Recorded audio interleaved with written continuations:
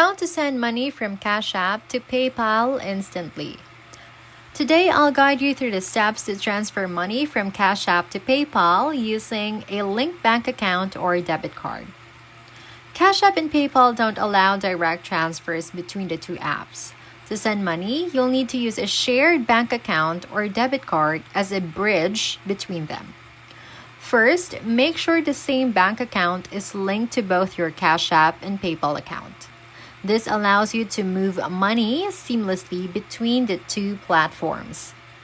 Open the Cash App, tap your balance, and choose Cash Out. Enter the amount you want to transfer. Select your transfer speed, either standard or instant, and hit confirm. Once the money is in your bank account, open PayPal and go to the Wallet section. Tap Add Money, select your link bank, enter the amount, and confirm the transfer. If you are in a hurry, both apps offer instant transfer options. Just keep in mind that these may come with a small fee.